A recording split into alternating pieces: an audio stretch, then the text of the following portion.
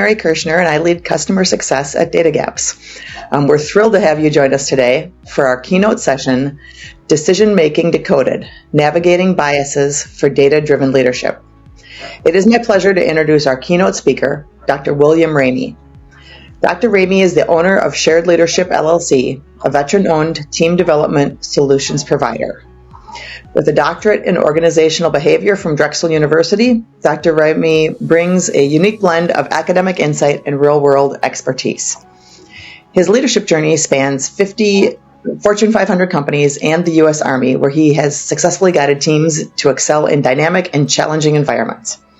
We are honored to have him with us today and to share his perspective and strategies for effective, bias-aware decision-making and leadership. Thank you for being with us here today, Will. I will pass this on to you. All right, Mary, thank you so much. I appreciate the invite today, and everyone who's in attendance here, I appreciate your time and energy. We're gonna have a fun, engaging presentation here today. I can't wait to get into it because, to me, leadership and decision making go hand in hand, and the leaps and bounds that we're making with getting data into leaders' hands to make more accurate, faster decisions. It seems to be accelerating day in and day out. So we're going to jump right in here to the presentation and talk about some of the things that I want to accomplish today through our time together. One is understanding the data cycle that we have for decision making and how we transform data into usable information that then gets turned into knowledge after decision making that can then get turned into wisdom for the future. Secondly, the cognitive biases, how we are wired in our brains to look for shortcuts and to look for short connections. I'm going to talk about how that can actually impact our decision making and lead to poorer or lower quality decisions as a leader. Then we're going to get into the role of AI in decision making. We're going to talk through some examples of success, failure, and something that I just got involved in recently that's really cutting edge. It shows you how we can start to blend in artificial intelligence with leadership and teamwork and team dynamics to really make better quality decisions as we move forward together. And then you'll have opportunity here to capture some actions that you'll take as well. A little bit about who I am. That's me right there. I am a former U.S. Army officer, and I'll tell you the importance for me of data started when I was in Iraq. So being able to take data and pieces of information, whether that be weather, whether that be what the objective of our mission was, the location of our mission, how many soldiers we had, the resources we had available to us, and be able to transform those bits and pieces into information to be acted on. And then from there, once we act on that and we go through an experience with the decisions we make and the data we have and the information we have had access to, that becomes knowledge. And then that knowledge keeps us informed for the future based on experience, based on how things went, based on how things didn't go, or what information I wish I had at the time. That's where that wisdom continues that cycle. So imagine for a second that you are in a combat zone.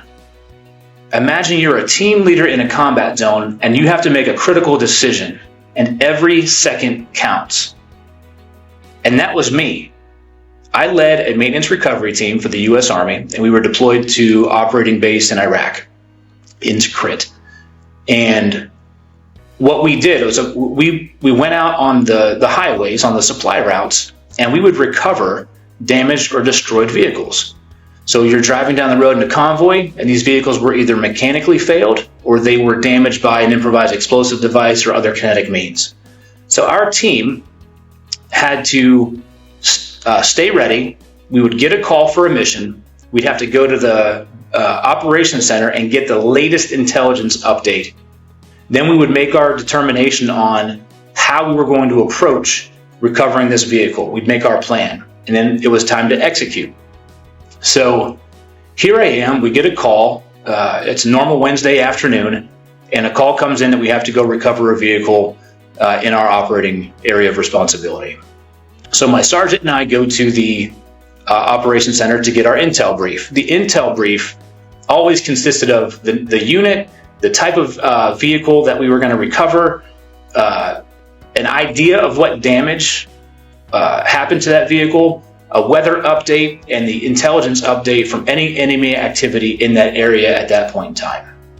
So we got our intelligence brief, and it was a typical brief. The intelligence officer said, there's not been much change in the past 24 hours. We'd stand by a map, and we would see everything on the map. Here's where our quick reaction force is located. Here are other friendly units that are operating in your area. Here are the last 24 to 48 hours of enemy activity in the area that you're going to be in and traveling through. And it was framed in such a way that there was not much change and not much new. And then we got into the weather report, and here's the weather, because we needed to make sure we were prepared for any sand squalls that would come up or sandstorms that would come up, which impacts our visibility. And then we had to plan our route that we were going to take, and here's the route that we need to get to navigate to get to this vehicle. So we had our intel brief. It was just a run-of-the-mill intel brief, like any other operating mission that we had. And then my sergeant and I went out to meet with our team. And we made our plan. We let them know the unit. We let them know the vehicle. In this case, this vehicle was damaged by an improvised explosive device. So we knew what kind of equipment we needed. We knew what type of resources we needed. And we had to be out of our base on the road within 60 minutes from the phone call. So imagine how much needs to happen within that 60 minutes. How many decisions need to get made? How many pieces of data and information we needed to have? We needed to have as much information, as accurate as possible, as precise as possible to make a decision, because our lives depended on it. When we left the operating base, it was just us for security, for safety, and for recovery when we got on site. There's a lot of moving pieces and parts. Think about where you work. How many moving pieces and parts are there? How many pieces of data do you have access to and input to? Who's presenting that data? Who's presenting that information? So we leave the operating base like we would for every other mission, and then something happened. Something unexpected happened. We were missing a vital piece of information. And I'm going to cover that here in a little bit. I'm going to leave you in suspense. When we talk about effective leadership in data-driven environments, what we want to look for in today's environment, leaders have to harness data effectively. We have to be able to take that data and transform it into information. Any misinterpretation that we have, some of it can be contributed to cognitive biases. How we think about the decisions that we need to make, how we think about framing a problem, how we think about anchoring to a piece of information, how we might oversimplify something. Effective leadership requires us to take in that data and to think about how we make decisions. Our critical thinking needs to come up. Our data literacy needs to come up. In critical situations, rapid decision-making. In high-stakes situations, rapid decision-making is going to be made with incomplete data. So how can we transfer this and check ourselves on how we view the world and how we make decisions to come up with a balance? High-stakes decisions, the impact of those will resonate throughout your organization. They have a ripple effect into your stakeholders, so every decision you make matters. It may be something simple on the onset, but turn into something more complex as time goes by. So the question we have to ask ourselves is, how do we get more data, accurate data, transitioned and shaped into information into the hands of our decision makers faster? So what I'd like you to do, I'd ask you to do for a minute here, scan the QR code. Should take you to a quick little survey, and we're going to ask you the question, how confident are you in your decision making? I've got 3 questions here. I'd ask you to log in, and I should be able to see this happen, and your answers populate this live. I'll give you a minute or 2 to complete it.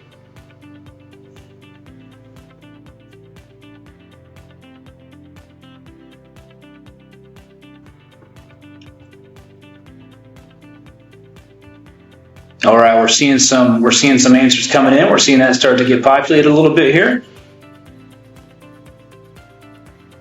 All right, so as you can see this start to take shape, I remain calm when making decisions on a scale of 1 to 5, 3.2. I make effective decisions autonomously, a little 3.2. I make good decisions even under conditions of uncertainty, 4.0. We think about how confident we are in making decisions. Sometimes we have, we're starting to see the sliding scale here a little bit. Okay, all right, we're going up, we're going down. This is fun to see live on how we view how effective we are at making decisions.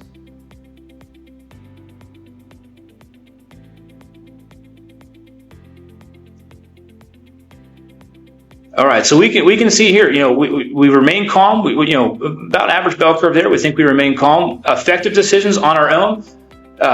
Maybe not so confident there as much. Bringing different things in. Making good decisions under conditions of uncertainty. 4.0. All right, so feel free to keep answering that. We're gonna move through here.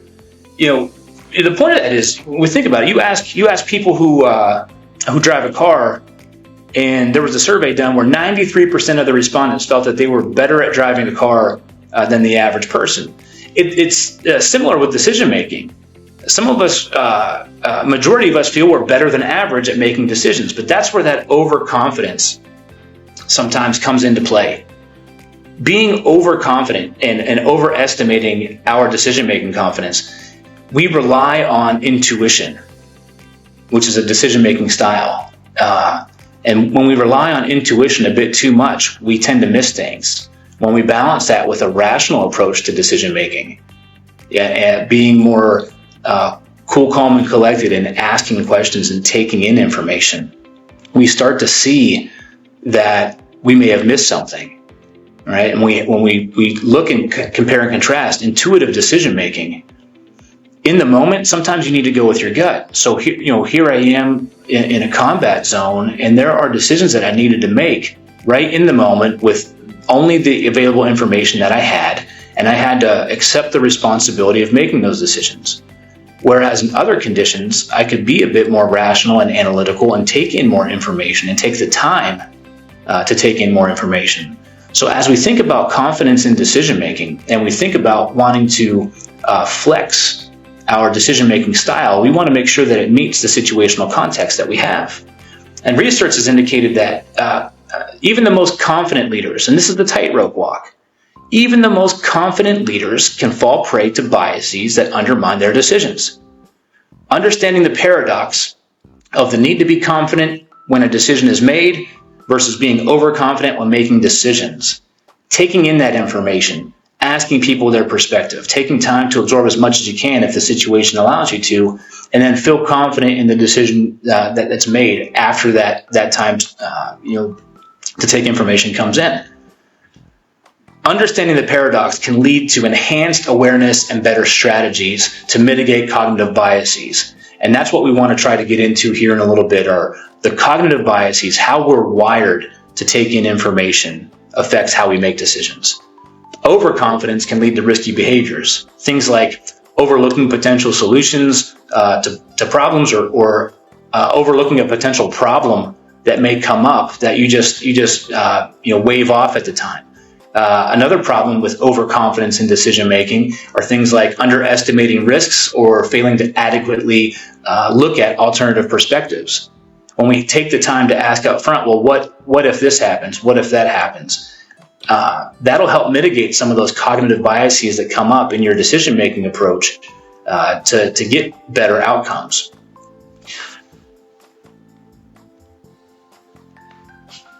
So when we think about what cognitive biases are, they really are a shortcut. They're a mental shortcut to help us simplify decision-making. But the downside is when we take that mental shortcut too often, or we don't use the time that we have appropriately, it leads to errors in judgment. Cognitive biases operate unconsciously, but as you become aware of what they are, then you can act on them. The unconscious part, particularly in high-stakes leadership situations, comes out, where we're influencing how data is perceived and actions are taken. When we have that influence and we're in this rapid decision-making cycle, that cognitive bias will impact the outcome. So when leaders are affected by cognitive biases, what's happening is the interpretation of data is being distorted. It's causing us to favor information that either maybe confirms an existing belief, which is known as confirmation bias. I look to see what information will lead me to what I already believe, what confirms, I think I want to make this decision, I think we should go in this direction, and I look for the information that supports that belief. And all that does is close up that aperture that I have on, yep, this was what's right. I know it's pushing me towards being confident, towards being overconfident, because I don't look at the big picture. Or maybe leaders make decisions based on the most readily available information that you have, rather than a full comprehensive analysis of the situation. And that bias is known as the availability heuristic. So when we think about, I'm looking for information that confirms what I want to do, and I tend to find it, confirmation bias. I'm going to make a decision based on the most readily available information that I have, but I may misconsidering something by doing a comprehensive analysis. That gets in your way as well. And there's two more that I really want to touch on here and set up, that as data analysts, as leaders in decision-making positions, impact the way you see your work world and impact the way that you make decisions. And the first is the framing effect. The framing effect, it demonstrates how the way information is presented and how that information is being presented can alter perceptions and decision outcomes. Different contexts. Think about how we present data. Do we present it in the form of gains and losses? Do we present that data in the form of percentage failure or percentage success? As you're shaping data and you're shaping the story, think about that intel officer. She framed the situation as not much has changed in the last 24 hours. So that was the first piece of information I heard, and that was my decision. That framed my decision-making mindset is, the last 24 hours, not much has changed. Things have been good.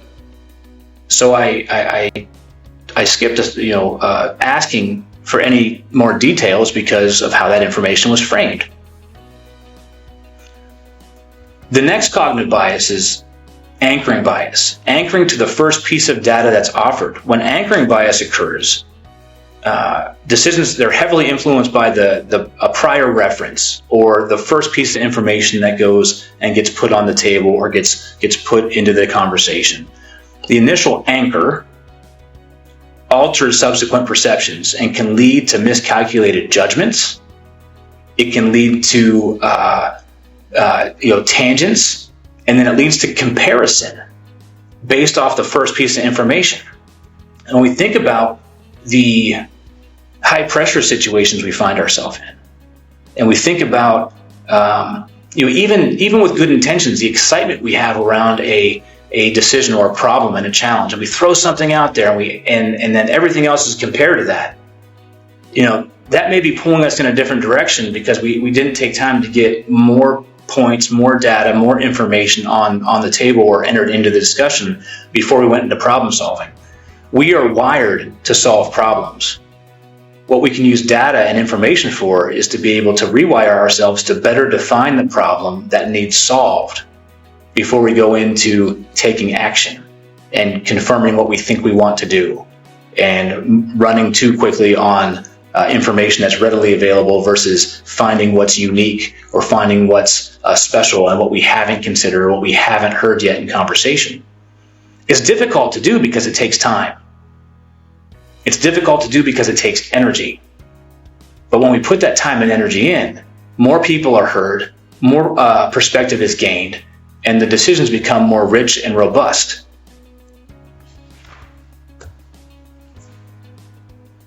All right, so I have a question here. I want you to go back into Menti, and I'd like to find out: have you ever experienced the framing effect or anchoring bias? I want to know, from our audience here, has anybody ever experienced these cognitive biases in their work? Let's find out if we're all alone out here or not.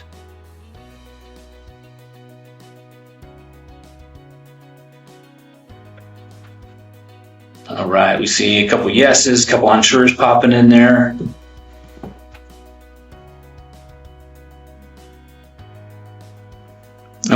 Yeah, so we can see, we're not alone out there.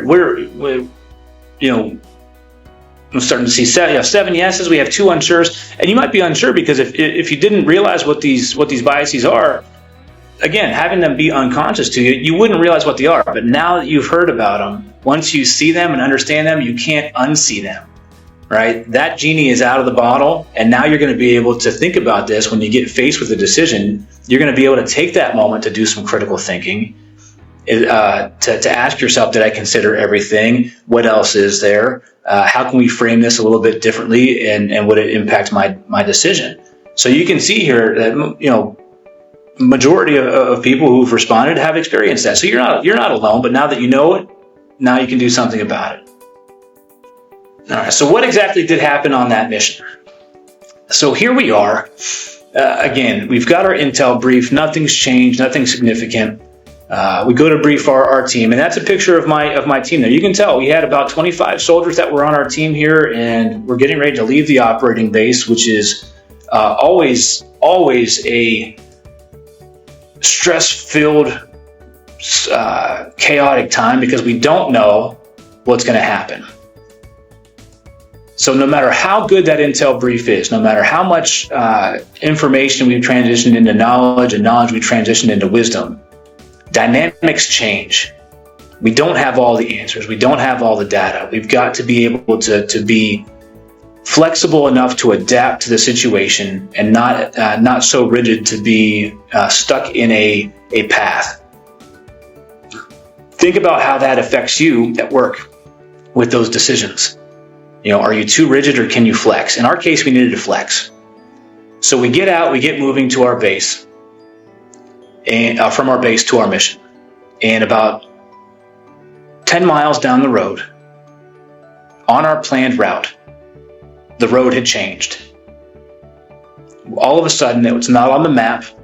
We come into a serpentine area with berms built up on the side. Now, I had 18-wheeled vehicle, long-haul trucks, empty flatbeds, 40-ton crane. These pieces of equipment do not maneuver well through serpentine. The berms on the side of the road were built up above the top of our Humvees, so my turret gunners couldn't see a clear field of fire. Immediately, we get a call over the radio, and now we're questioning, where are we at? Are we at the right spot?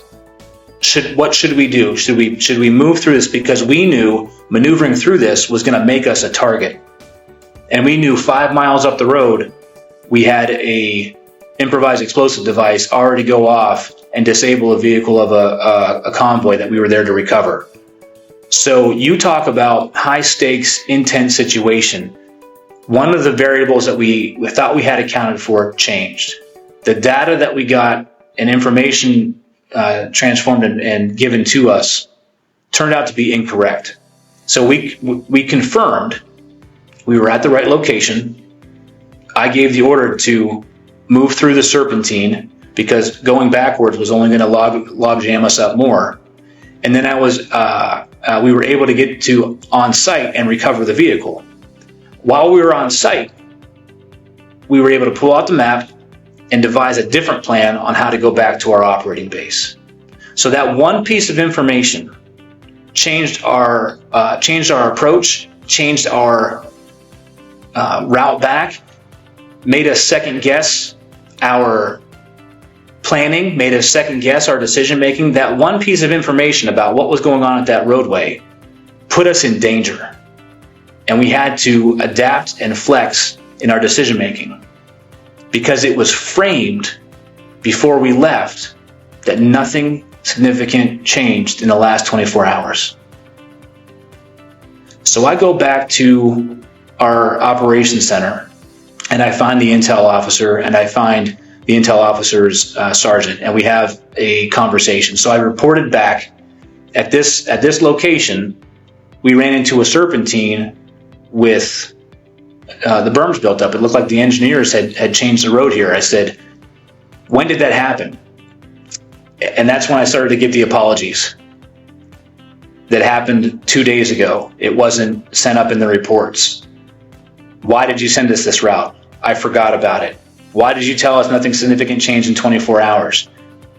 I forgot that it changed 2 days ago and you haven't had a mission. So they took ownership. I took ownership. I should have dug in and asked more questions. So think about how one piece of information, about 50 yards of road, changing the condition of that road impacted our team. I'd ask you to consider, how are you framing information? How are you getting accurate information, precise information, shaped and in the hands of decision makers? Because that one piece of information that you may be able to pull out, extract out, and show could change the course of direction of how that team proceeds. To me, that's how impactful data and data analytics can be in your business. One piece of information can make a world of difference.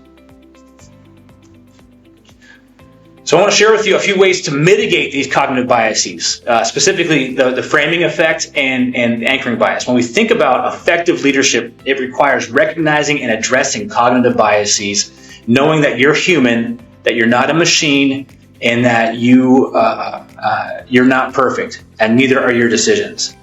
But be able to address those cognitive biases to enhance the integrity of the decisions you make. First, think about intentionally presenting data in various formats. Doing that can reveal kind of hidden perspectives. For instance, if you have a financial forecast and you frame it in terms of potential gains rather than potential losses, that might elicit a more favorable decision-making response. If you're doing something in risk mitigation and you frame it in the form of probability of occurrence and severity of consequences, or you frame it in something in plus or minus, it leads you to have that positive or negative feeling, and we attach emotion to decision. We ask ourselves, did that decision feel good? Well, it may not have felt good, but it was the right decision. And being able to frame information differently will help you separate out that intuition and that rational part, and that feeling of emotional intelligence that you have, that you're wired to incorporate in your decision making. The second is identification of initial data points, and this is crucial. Initial data points, the first thing you present, that first slide, that first course of action, that first piece of information, serves as an anchoring bias in decision making. So being able to bring your teams together and cultivate a habit of pausing to reevaluate decisions without the influence of those anchors. Ask yourself, what else haven't we considered? What is unique? What point hasn't got brought up yet? And go back, and it does take time and energy, but go back to see, would this influence our decision? Would this influence our direction? Ask yourself your questions. And it may not, but at least you'll know that you had the conversation and you tried to cross all your T's and dot all your I's as best you could in the time you had. Next, engaging in exercises aimed at identifying biases can significantly improve decision making. One method is to include analyze past decisions and identify potential biases that impacted the outcomes. Going back in time and having in the military, we have what's called an after-action review. And the after-action review allows us to look at what was supposed to happen, what did happen, what went well, what didn't go well.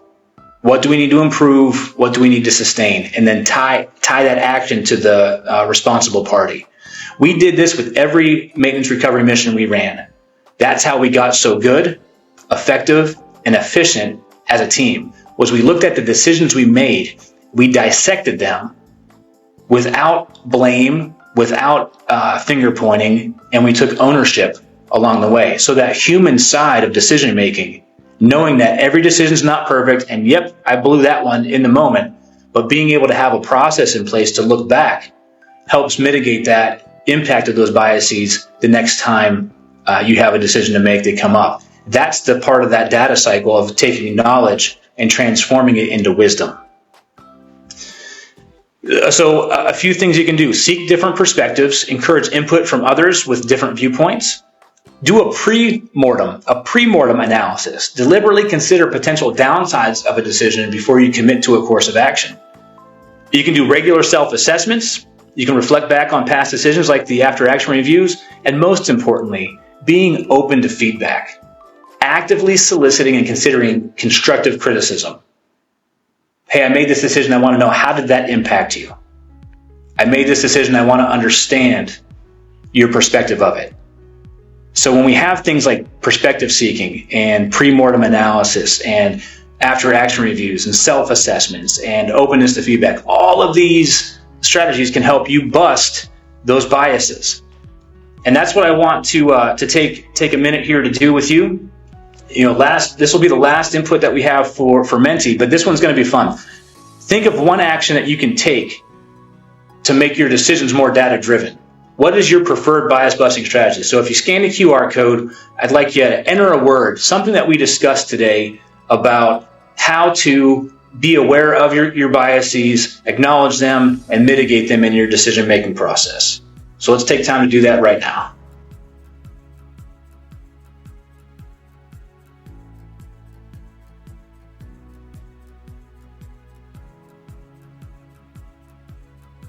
Yeah, these are good coming in. Reflection, really listen, trustworthy source of data. Confidence in decision making. That's true too. I mean, being able to reevaluate. Yeah, the look back. Excellent. Yeah, these are all things that you can put into practice day in and day out to be able to truly look at the decisions you're making, the quality of decisions that you're making, how they are impacting your team, and to be able to go forward with that, then to make better decisions, to get that practice, to get that repetition going time and time again. All right. Yeah, unbiased data. That's a great one. Reevaluate these. Yeah, this is great watching this come in live. This is fantastic. Thank you so much for taking time to do this. I think as we move forward here, you've got a room full of people, either virtually or after the conference, that you can reach out to and gather their ideas on what they can do and make those connections, because you're in it together and you can help each other out with making the best decisions possible. So as we move forward, I want to touch on, before the last bit here, the role of AI in decision making. And artificial intelligence, it plays a crucial role, and it's enhancing decision making more and more, especially the smarter we get with how to incorporate AI, machine learning, algorithms. It enhances decision making by providing what should be impartial data that minimizes influence of cognitive biases. The algorithms that you can set up with AI, the learning models, the language models you can set up with AI, they can truly dig into a vast data set that you might not be able to tap into on your own or with your team, that without it, you might be distorted. So by offering insights solely based on data, by offering insights or just talking with people here, you get one-to-end connections. But by bringing in artificial intelligence, you can feed that to really access a wider set of data, so that your information you pull from that can be transformed, and you have something more to step on when you're making decisions. So offering insights solely based solely on data, AI aids leaders in making informed decisions that are aligned with factual evidence rather than subjective interpretations. Because with artificial intelligence, there's no cognitive biasing. There's not that human element in there. So, the question remains, and is still probably unanswered, is how much do you rely on artificial intelligence to help drive your decision making? One example of a failure I want to share with you. In November 2021, the online real estate marketplace Zillow, hopefully everyone's familiar with Zillow, renting, buying houses, property management. Zillow told shareholders it would wind down its Zillow Offers operations and cut 25% of the company's workforce, about 2,000 employees, over the next quarter. The reason they had to cut 2,000 employees was because Zillow Offers was a program that the company made cash offers on properties based on their estimate of home values. And that Zestimate of home values was created by a machine learning algorithm that they wrote. The idea was that they're going to renovate properties, flip them quickly, but a Zillow spokesperson disclosed to an open source that the median error rate was 1.9% and could be as high as 6.9% for off-market homes. What Zillow did was they relied on this machine learning algorithm to tell them which homes to buy. So they bought 27,000 homes through Zillow offers from April 2018, and they only sold 17,000 homes by September 2021. What they didn't account for in that time frame was the human element of buying patterns that was driven by the COVID-19 pandemic. That piece of information that they didn't program in cost them holding about 10,000 homes, and they're stuck with that bill, so they had to let people go. One of the success stories you can see, AI has become a go-to tool for customer service operations. It helps organizations, truly helps organizations respond more quickly to customer service. The faster you can get a problem or a question answered, the better it is for your customers. So Lufthansa Group, the airline, set up an AI chat that was based off of the most frequently asked questions. So you could call in, get your question answered, and you didn't even talk to a human.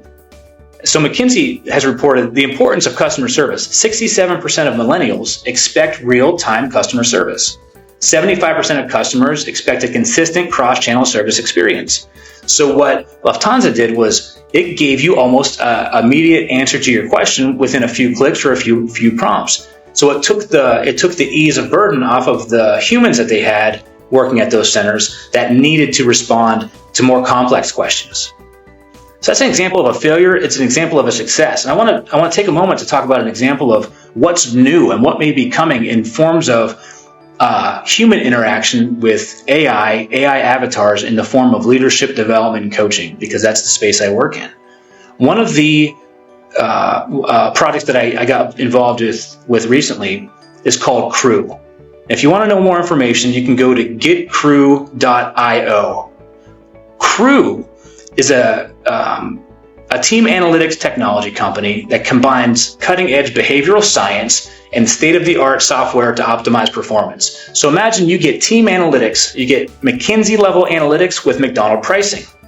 What Crew does is it uses an AI avatar that's programmed with RAG, and instead of a large language model that you can't control, you're feeding the AI, the RAG, with scientifically backed, research-backed, evidence-based approaches to high-performing teams and leadership development.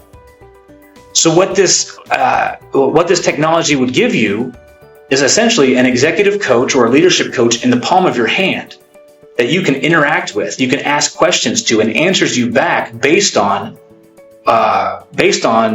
research-backed approaches to leading.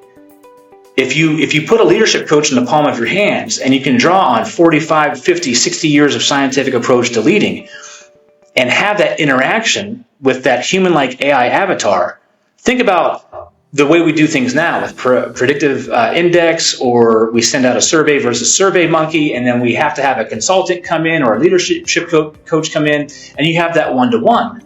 Well, by being able to leverage the power of artificial intelligence, you're now putting that in every person's hands. So the comfort, the familiarity, the ability to have access to that knowledge base of leading and teamwork, that's cutting edge. And you pair that with a human, a leader in that chain of command who cares, who's concerned. Now you're accelerating leadership development. You're accelerating how teams solve problems and build cohesion. You're accelerating how people interact at work and maneuver through conflict while leveraging the power of AI. And to me, that's mind-blowing next level, being able to do that. So there are a lot of opportunities out there to do. Hey, Will, I'm on now. I just wanted to do a time check. I'm sorry to interrupt, but we've only got about 2.5 minutes left here.